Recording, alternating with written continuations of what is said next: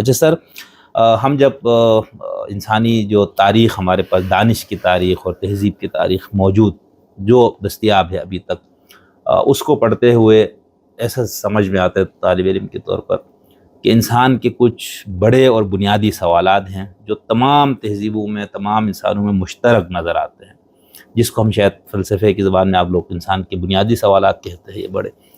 تو ان سوالوں کا جواب ہم یہ دیکھتے ہیں کہ مختلف طریقوں سے دیا گیا. تو اس کو مجھے ایسا لگتا ہے جیسے جس کو فلسفے کی جو تاریخ کو مرتب کرنے والے کچھ لوگوں نے اس کو یوں بھی تقسیم کیا، مت کا دور، پھر عقل کا دور، پھر یہ تجربیت اور سائنس کا دور. تو اگر ہم اس کو سمیٹیں تو ہم یوں کہہ سکتے ہیں کہ ایک مذہب ہے جس نے کچھ جوابات دینے کی کوشش کی دیے، ایک عقل ہے جس کو ہم فلسفہ کہتے ہیں، ایک سائنس. تو یہ تینوں میں آپ سے یہ سمجھنا چاہ رہا ہوں کہ یہ ہے کیا آپ کے نظر میں. یعنی آپ سے میں پوچھوں مذہب کیا ہے تو آپ کیا بتائیں گے، فلسفہ کیا ہے اور اسی کی روشنی میں عقل کیا ہے اور اس کی حدود، اور جب میں آپ سے پوچھوں گا سائنس کیا ہے اور اس کی حدود، تاکہ اس سے یہ سمجھ میں آئے کہ جواب کس طرح سے ان کا دیا گیا ان تینوں میں. بڑا بنیادی سوال ہے یہ. اتنا بنیادی تو ہے کہ the reconstruction of religious thought in Islam, Iqbal کے جو خطبات ہیں ان کی پہلی جو سطریں ہیں 2-3، وہ یہ والا سوال ہے. ان میں یہ ہے کہ مذہب، فلسفہ اور اعلیٰ شاعری، ان تینوں کے سامنے سوالات ہمیشہ ایک جیسے ہی ہیں. پھر آگے اقبال ایک بڑی اہم بات کرتے ہیں کہ فلسفے کو یہ حق حاصل ہے کہ وہ مذہب کے نتائج پر حکم لگائے، لیکن جس چیز پر وہ حکم لگا رہا ہے اس کی نوعیت ہی ایسی ہے کہ وہ اگر اپنے آپ پر فلسفے کو حکم لگانے کی اجازت دے گی تو اپنی شرائط پر دے گی. اور اس بات کے پیچھے علم بالوحی کا اشارہ ہے کہ اس کی شرائط میں ایک ایسی چیز کا ذکر آئے گا کہ اگر فلسفے کے اپنے پرانے ٹولز استعمال کیے جائیں تو وہ پہلے جملے سے ہی اڑا دی جائے گی. تو اس لیے وہ اپنی شرائط پہ لگائے گی کہ ابھی جس علم میں اے فلسفہ تو خود ماہر نہیں ہے، پہلی شرط وہ یہ لگائے گی، تو اس علم میں تو اس علم پہ تو اپنے ٹول کے ذریعے مجھے مسترد نہیں کر سکتے. صحیح. تو وہاں پہ شاعری کو تو پھر اقبال نے کہا کہ صرف اعلیٰ شاعری تو پھر آگے ڈسکس نہیں کیا. پھر ان دونوں کا جو آپ نے سوال کیا موازنہ کرتے ہوئے ایک بڑی اہم بات ہے پورے خطبہ اول میں، اور میں سمجھتا ہوں کہ اس بات کو بہت ہی کم طلباء آج بھی محمد دین جوہر صاحب پر کسی بندے کا ان کے خلاف مضمون لکھا، ہم سب پر جو ہے ویب سائٹ، میں پڑھ رہا تھا تو پہلی بات تو یہ کہ مضمون لکھنے والا کوئی نادان سا بندہ تھا کہ اس کو معلوم نہیں تھا جو جوہر صاحب نے ذکر کیا کہ وہ ویسے ہی جوہر صاحب ہیں جیسا اسے لگا کہ یہ آج ایسے لگ رہے ہیں، وہ ویسے ہی ہیں. میں یہ کہنا چاہتا ہوں، میں اس موضوع پہ نہیں جانا چاہتا. خیر، لیکن اس میں جو بات اس نے اٹھائی ہوئی تھی وہ یہی تھی جس کی وجہ سے میں کہہ رہا ہوں کہ بہت کم لوگوں کو پتہ ہے کیا کہ جو علم بالحواس ہے جس میں 5 حصوں کا انوالو ہونا بے حد ضروری ہے، اگر وہ انوالو نہیں ہو رہی تو وہ علم بالحواس نہیں ہے. تو جو علم بالحواس ہے یہ یونانی فلسفیوں کا پسندیدہ علم نہیں تھا، اور یونانی فلسفیوں میں جو بڑے ہیں، افلاطون کا مشہور قول ہے کہ burn the books of Democritus, کہ ڈیموکریٹس جو علم بالحواس والا سائنسدان ہے اس کی کتابوں کو ہی جلا دو. اور ان کی بات میں لاجک تھی جب وہ یہ رد کر رہے تھے، اتنی مضبوط کہ اس کے بعد کے بہت سے مسلم فلسفی، ابو علی سینا سمیت، ابن رشد سمیت بہت سے مسلم فلسفی بھی اسی پیراڈائم آف تھاٹس میں ہی رہے کہ علم بالحواس جو ہے وہ قطعی علم نہیں ہے. دلیل مضبوط یہ تھی کہ حواس ناقص ہیں، ہر فرد کے اپنے ہیں، اور اس لیے وہ قطعی علم دے ہی نہیں سکتے.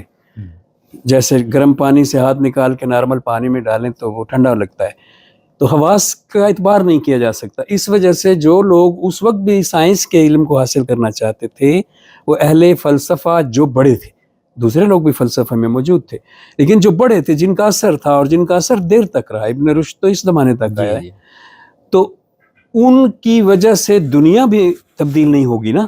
اگر ایک فلسفے کا غلبہ ہوگا. تو جو غلبے والے فلسفی تھے وہ علم بالحواس سے متنفر تھے. خود ارسطو بھی آ جائے گا، لیکن ارسطو کو تھوڑا سا لوگ ہٹا دیتے ہیں، لیکن میں نہیں ہٹاؤں گا. میں آپ کو دلیل یہ دیتا ہوں. ویسے تو میں اس پہ لکھ بھی چکا ہوں اور میں اس پہ بڑا بول سکتا ہوں، لیکن میں دلیل صرف ایک چھوٹی سی مثال سے دوں گا. جی سر. ارسطو نے لکھا عورت کے دانت 36 ہیں، مرد سے زیادہ ہے. مرد سے زیادہ ہیں. حالانکہ اس کی بیوی بھی ہوگی، اس کی بیٹی بھی ہوگی، اس کے آس پاس عورتیں بھی ہوں گی. وہ اگر پریکٹیکل سائنٹسٹ حواس والا ہوتا نا، حواس علم بالحواس والا، تو وہ گن لیتا جا کے کہ کتنے ہیں اور پھر لکھ دیتا. صحیح. تو اس کا عمل بتا رہا ہے کہ وہ فالو اسی فلسفی کو کر رہا ہے. صحیح. ٹھیک. تو اب میرا یہ پوائنٹ ہے، اقبال کے خطبے سے یہ بات سمجھ میں آتی ہے کہ علم بالحواس سے ان کو جن کو نفرت تھی، ان کو یعنی مکس کر دینا، یوں کہہ لیں کہ علم بالحواس اور علم بالعقل کو ایک کر دینا کہ یہ دونوں ایک ہیں. علم بالعقل وہی تھا نا جو افلاطون کا تھا، بالکل. اور علم بالحواس وہی تھا جو ڈیموکریٹس کا تھا. عقلیت اور حسیت کا جو تنازع ہے، میں ویسے پبلک کے لیے سادہ ترین جو استعمال کر رہا ہوں. میں نے اس پہ سوال بھی کرنا تھا. اچھا، ان کو ایک کر دینا اور پھر ان دونوں کو ملا کر کہنا کہ یہ دونوں ملا کر جو ہے نا، یہ تو ہو گئی سائنس اور یہ ہو گئی عقلی، اور مذہب کو نکال دیں. تو یہ اب شروع ہوا ہے. میں کہنا یہ چاہ رہا ہوں کہ یہ چیز اب ہوئی ہے. پہلے تو اس کو ٹیکنیکلی سائنٹیفکلی دیکھنا ہوگا کہ یہ کیسے جا رہی ہے یہ آگے. دیکھیے نا، اقبال نے اس پہ بڑا زور دیا ہے کہ قرآن کیا کہتا تھا. قرآن کہتا تھا کہ ستاروں کی گردش پہ غور کرو. علم بالحواس کے لیے تو ممانعت ہے، وہ تو سائنس ہے. قرآن کہتا تھا درختوں کے رنگوں پہ غور کرو، اس کی بھی ممانعت ہے افلاطونیت میں. قرآن کہتا تھا کہ قل سیروا فی الارض. قرآن کہتا تھا للشمس ینبغی لہا ان تدرک القمر ولللیل سابق. وہ علم بالحواس کا اتنا زیادہ زور دیتا ہے علم بالحواس پہ قرآن کریم کہ بلکہ اس کو ذمہ دار ٹھہراتا ہے حواس کو. ان السمع والبصر والفؤاد سما مسئولہ، ان کو ذمہ دار ٹھہراتا ہے کہ اگر وہ نہیں استعمال میں لائے جائیں گے تو جو پرسن ایسا کرے گا کہ ان کو استعمال میں نہیں لائے گا وہ مجرم ہے، وہ برا ہے. سو اس کا مطلب یہ ہے کہ جہاں افلاطون کو دیکھیں کہ وہ کہہ رہے ہیں نہیں لاؤ ان کو استعمال میں، جو اگر لاؤ تو پھر اپنی ذاتی زندگی کے لیے کھانے پینے کے لیے علم میں نہ اس کو ڈالو. اور قرآن کہہ رہا ہے کہ جو نہیں استعمال کرے گا وہ مجرم ہے، برا ہے. جس کا مطلب کہ قرآن تو اس کو پہلے ہی چیلنج کر رہا ہے اور سائنس کی طرف جا رہا ہے جب قرآن آ رہا ہے شروع میں. اور اسی وجہ سے اقبال کا جملہ ہے وہاں پہ دی ریکنسٹرکشن میں کہ Islam is the birth of inductive intellect, کہ اسلام جو ہے وہ استقرائی عقل کی برتھ ہے. آپ نے اگر منطق کے اسباق پڑھے ہیں، ضرور پڑھے ہوں گے، تو آپ نے دیکھا ہوگا کہ افلاطون ارسطو جب منطق فارم کر رہا ہے تو اس نے ذکر کیا استقرائی منطق کا، لیکن اس کا استعمال نہیں کیا، اور استخراجی کا ہی کیا، اور مسلمانوں نے بھی کیا، اور استخراجی رہا سارا.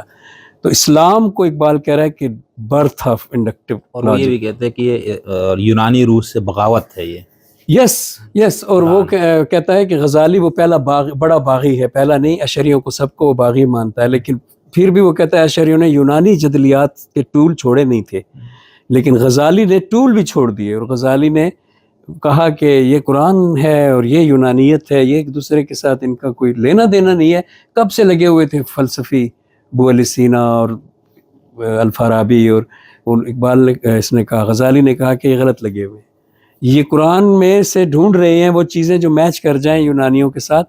ادروائز قرآن یہ چیزیں کہتا ہی نہیں ہے. اس کی فلسفی اور ہے، اس کا طریقہ استخراج نہیں ہے. استخراج بھی ہے لیکن اس کا طریقہ بنیادی طور پہ استقراء ہے. وہ حواس کی بات کرتا گویا وہ سائنس کی طرف دنیا کو مائل کر دے گا، اور ایسا ہی ہوا. میں اکثر کہا کرتا ہوں کہ اسلام وہ ایک خط فاصل ہے جس میں اس سے پہلے والے جن چیزوں کی پوجا کرتے تھے دیوتاؤں کی، اسلام کے خط فاصل کے بعد جن کی پوجا کی جاتی تھی ان کو ملائکہ کہہ کر کہا گیا کہ اس کی پوجا کرو جس کی پیچھے پوجا جس سے کروائی جا رہی تھی. یعنی انسان کی تم پوجا کرو. سخر لکم. سخر لکم. ادھر خط فاصل سے پہلے والے पूजा कर रहे हैं, इंसान पूजा कर रहे हैं देवताओं की। देवता क्या हैं? सूरज देवता, चांद देवता, फलां देवता, फलां देवता। इधर हम देखें तो सारे मलाइका वही हैं, मतलब मलाइका वही काम वही कर रहे हैं ना। सूरज देवता रोशनी का है, मिकाइल बारिशों का है, तो रब्बिरा जो है वो एक ही चीज़ हुई। अब मिकाइल जो है उनको कहा कि सजदा करो इंसान का, और पिछला इंसान जो है वो सजदा कर रहा है देवताओं का। तो मैं ये कह रहा हूँ कि ख़त फासिल है कि जब आप इस्तिखराज में ही रहेंगे, अफलातूनी ही रहेंगे, तो आपके लिए पॉसिबल नहीं है कि आप आगे बढ़ें, दरख्त को काटें, लेबॉर्ट्री में उठा के ले जाएं, चेक करें। आपके लिए पॉसिबल नहीं है, क्योंकि आप उसको इल्म का वो नहीं समझेंगे ना, मनहज नहीं समझेंगे। जब आप इस्लाम में आएंगे तो आप तो दरख्त को काटेंगे, चेक करेंगे, उसकी पत्थर को चेक करेंगे, लेबॉर्ट्री में जाएंगे, क्योंकि वो कह रहा है कि करें। So this is the difference मेरे हिसाब से, जो अब गड़बड़ कर दिया है। आज के मुल्हिदीन ने कभी इस वजाहत के साथ बात नहीं की जो यहाँ पे इकबाल कहना चाह रहे हैं। इकबाल ये कहना चाह रहे हैं कि इस्लाम, कुरान, साइंस का बुनियादी तौर पे बानी है, असल में आगाज़ करने वाला, दुनिया को एक नई फिक्र के साथ इस तरफ लाने वाला। लेकिन इस बात को बड़ी बुरी नज़रों से सुना और देखा जाता है।